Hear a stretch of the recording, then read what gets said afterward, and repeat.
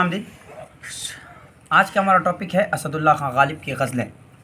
असदुल्ला खां गालिब कब पैदा हुए, कहाँ पैदा हुए, असदुल्ला खां गालिब ने क्या किया, ये कोई बहुत बड़ी बात नहीं है ना। इसके बारे में तकरीबन सब लोग जानते, नहीं तो किताब में भी दिया हुआ है तो आराम से आप बता सकते हैं।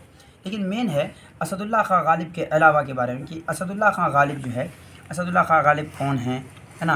असदुल्ला खां गालिब क्या तखल्लुस करते थे, असदुल्ला खां गालिब के बारे में जो ख़ास बातें जो पूछा जाता है एग्ज़ाम में, वो इंपॉर्टेंट चीज़ें जो आप गौर से सुनिएगा, सब लोग गौर से सुनना, है ना। रेहान बहुत गौर से सुनना कि क्वेश्चन आता है असदुल्ला खां गालिब पहले क्या तखल्लुस करते थे। तो असदुल्ला खां गालिब पहले असद तखल्लुस करते थे, बाद में उन्होंने गालिब तखल्लुस किया। एक क्वेश्चन क्लास 12th में और क्लास 10th में कई बार पूछा गया है कि मिर्ज़ा नौशा किसका लक़ब है। मिर्ज़ा नौशा मिर्ज़ा गालिब का लक़ब है।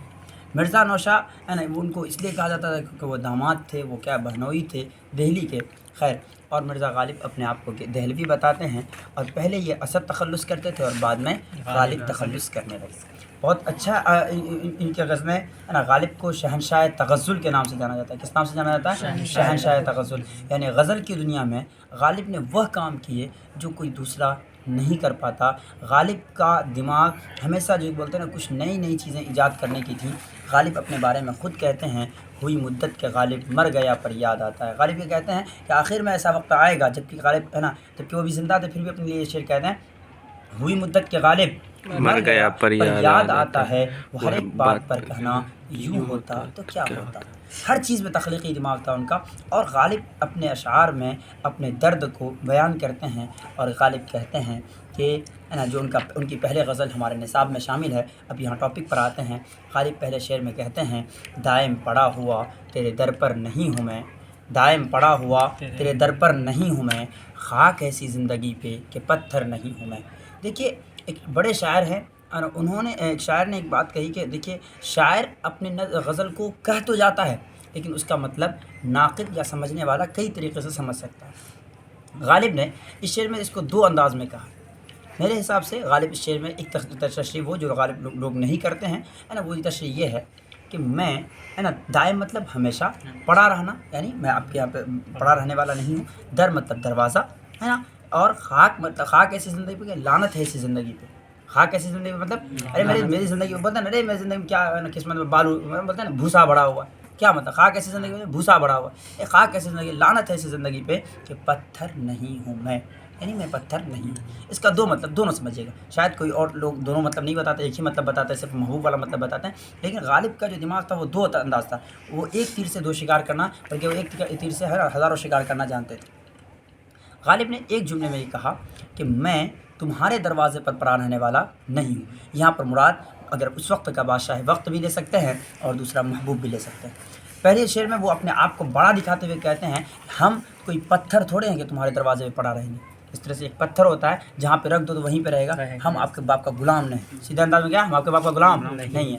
हम दायम पड़ा हुआ तेरे दर पर, मैं आपके दरवाजे पर हमेशा पड़ा रहने वाला नहीं हूँ। और ऐसी ज़िंदगी पे क्या फ़ायदा भाई, किसी की क्या बोलो तो किसी के दरवाजे पर बैठा रहे। देखो, एक मतलब तो ये हो गया, यानी हम किसी की ज़िंदगी पर नहीं बैठेंगे। दूसरा मतलब जो आम फहम में है और जो आपको लिखना है वो ये है, क्योंकि गज़ल का मतलब क्या होता है भाई, औरतों की बातें करना, औरतों से बातें करना या औरतों की बातें करना। तो गालिब कहते हैं इसमें कि देखो, दायम पड़ा हुआ तेरे दर पर नहीं हूँ मैं, यानी अपने महबूब से कहते हैं। अब दूसरा मतलब देखिए, अपने महबूब से मुखातब होकर ये कहते हैं कि मैं, है ना, कि तुम्हारे दरवाजे पर पड़ा रहने वाला नहीं हूँ। हम लोग अपने गांव घर से आते हैं तो एक चीज़ आप देखे होंगे जिसको रुक्सी बोलते हैं हम लोग, जिसको जीना बोलते हैं अपने उर्दू में, क्या बोलते हैं, जीना, है ना। आज तो जीना को ईंट मीट से बना दिया जाता है। पहले ज़माने में उस पर कोई बड़ा सा पत्थर ला के रख देते थे, और जो पत्थर जहाँ पर रख देंगे वो पत्थर वहीं पर रहेगा, जो पत्थर जहाँ पर रख देंगे वही पत्थर वहीं रहेगा। तो शायर कहता है यहाँ पर, काश मैं क्या होता, मैं पत्थर होता, काश मैं पत्थर होता तो अपने महबूब के, है ना, दरवाजे के सामने पड़ा रहता, ताकि मेरा महबूब मुझे देखता, मुझे मेरे दीदार से खुश होता। क्यों गालिब गज़ल में औरतों से बातें करना, तो फिर इतना टेंशन मत रहिए, गौर से सुनिए, है ना। तो क्या कर, काश मुझे क्या करता, वो देखता, और मुझे क्या है ना, मुझे वो दूसरी चीज़ क्या है, और अगर मतलब देखें कम से कम उसके मेरे ऊपर पैर रख कर तो आगे बढ़ता, میرے پیر اوپر رکھتا ہے نا، تو خوشی کی بات ہے میرا محبوب میرے اوپر پیر رکھ رہا ہے، تو کیا کہہ رہا ہے، دائم پڑا ہوا تھا کہ یہ افسوس کی بات ہے کہ میرے عرض میں کہ میں تمہارے دروازے پر پڑا ہوا نہیں ہوں، اور میری زندگی پر لعنت ہے کیونکہ میں پتھر نہیں ہوں، میں پتھر نہیں ہوں۔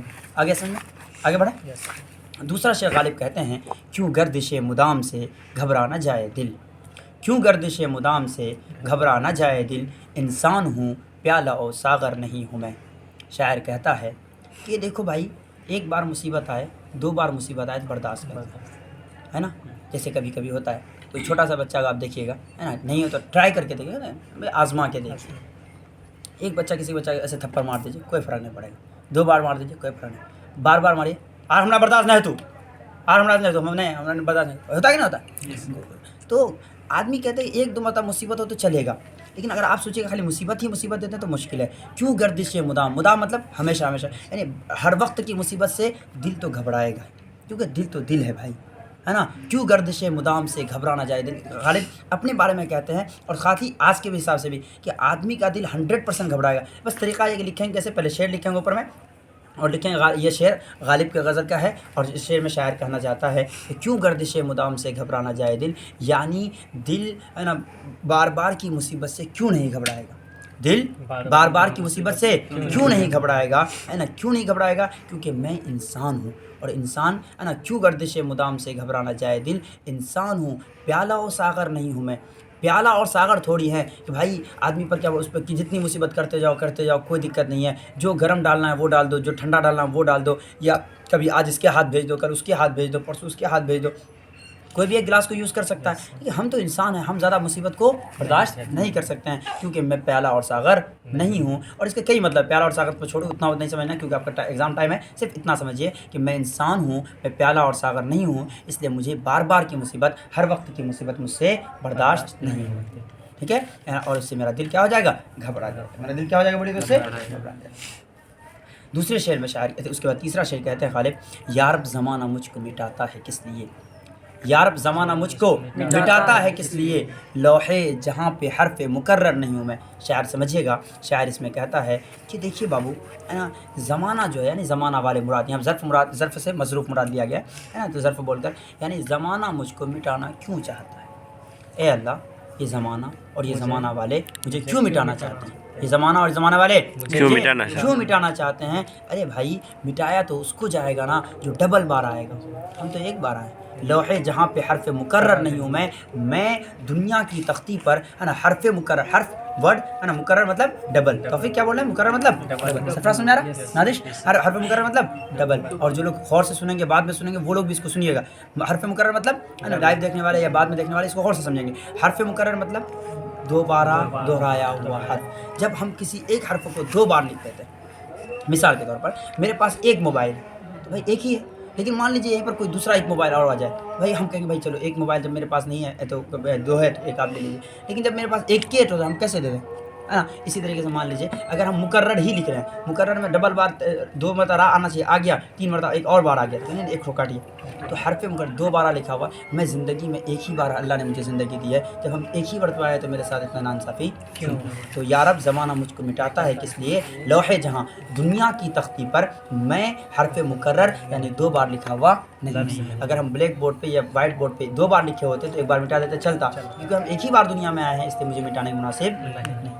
آگے بات سنیں، اس میں اگلا شعر شاعر کہتے ہیں، کس واسطے عزیز نہیں جانتے مجھے، کس واسطے عزیز نہیں جانتے مجھے، لعلو زمرد و زر و گوہر نہیں ہوں میں۔ دیکھیے لوگ اس کو عجب طرح سمجھائیں، لیکن یہاں پر بات سمجھنے کا یہ ہے، شاعر نے اس میں نعتیہ انداز میں کہا ہے کہ دیکھو کچھ لوگ ہم لوگ سوچتے ہیں نا کہ جس کے پاس دولت ہو جاتی ہے، کیا ہو جاتی ہے، اس کے پاس دولت ہو جاتی ہے، کہتے ہو پیسہ والا آدمی ہے، اسے کیا آدمی اس کو عزیز رکھے گا، ہٹائیے پیسہ والا آدمی بڑا آدمی ہے۔ تو جب میرے پاس دولت نہیں ہے، دو مطلب اس کا سمجھیے گا، جب میرے پاس لعل مطلب موتی نہیں ہے، زمرد زر گوہر یہ سب کا مطلب کیا ہے، سونا چاندی قیمتی پتھر، جب یہ میرے پاس نہیں ہے، جب میرے پاس دولت نہیں ہے تو اس کے بعد بھی لوگ مجھے عزت کیوں نہیں دیتے ہیں، ایک مطلب تو یہ، ہے بھائی چلیے اگر پیسہ والا آدمی تو اثر کرتے ہیں نا، پیسہ والا آدمی آپ دور رہیے الگ بات ہے، لیکن جب میرے پاس پیسے نہیں ہیں، جب مجھے پیسے کا لالچ نہیں ہے، پھر لوگ مجھ کو محبت تو کرنا چاہیے تھا نا، اس کے بعد بھی مجھے لوگ عزیز کیوں نہیں جانتے؟ ایک تو یہ، دوسرا مطلب یہ ہے لوگ مجھے اس لیے عزیز نہیں جانتے ہیں کیونکہ میرے پاس پیسے نہیں ہیں، یعنی پیسہ ہے تو سب کچھ ہے،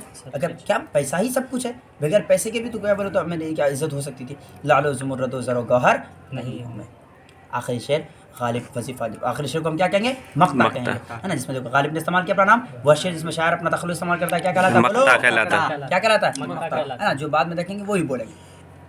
غالب وظیفہ خار ہو دو شاہ کو دعا، غالب وظیفہ خار ہو دو شاہ کو دعا، وہ دن گئے جو کہتے تھے نوکر نہیں ہوں میں۔ شاعر کہتا ہے وہ زمانے ختم ہوئے میرے پیارے جب آپ یہ کہتے تھے میں نوکر نہیں ہوں، اب آپ کو کرنا پڑے گا، کیوں؟ کیونکہ آپ وظیفہ خور ہیں، ہے نا، یہ وظیفہ خار ہیں، مطلب یہ کہ اب آپ تنخواہ لیتے ہیں، آپ کو پینشن ملتی ہے، اگر مان لیجیے کہیں پہ آپ جاب کر رہے ہیں تو آپ کو کیا کام کرنا پڑے گا، اگر آپ کام نہیں کریں گے تو آپ یہ نہیں بول سکتے ہم نوکر نہیں ہیں، اگر آپ بولے نوکر نہیں ہوں تو ہے نا، صحیح بات ہے، آپ نوکر نہیں تو آپ جا سکتے ہیں، تو گھر کو کھانا کمانا بھی ہے، تو اب آپ کو کیا کرنا، اس زمانے میں بادشاہ کی تعریف کرنے پر ہی کیا ملتے تھے؟ پیسے، کسی کی تعریف، باس کی تعریف یہاں لوگ کرتے ہیں، تو غالب وظیفہ خار ہو دو شاہ کو دعا، غالب کہتے ہیں کیا بولے تو غالب تم کیا ہو؟ وظیفہ خار ہو، تم کو پیسہ مل رہا ہے، تم کو کیا کرنا پڑے گا؟ تم کو شاہ کو، بادشاہ کو، کیا بولے ڈائریکٹر کو، یا پھر تمہارا جو تمہارا ہیڈ ہے اس کو تمہاری کیا کرنی پڑے گی؟ اس کی تعریف کرنی پڑے گی، اس کی چاپلوسی کرنی پڑے گی، اس کی بات ماننی پڑے گی، کیوں؟ وہ دن گئے جو کہتے تھے نوکر نہیں ہوں میں، وہ زمانہ ختم ہوا تو تم یہ کہتے تھے کہ تم نوکر نہیں۔ اس طرح سے غالب کے پہلے کی غزل کی تشریح ہو جاتی ہے۔ امید کرتے ہیں کہ آپ کو سمجھ میں بھی آئے گا اور آپ اس کو بہت اچھے سے سمجھیں گے بھی اور دوسروں تک پہنچائیں گے بھی۔ بہت بہت شکریہ۔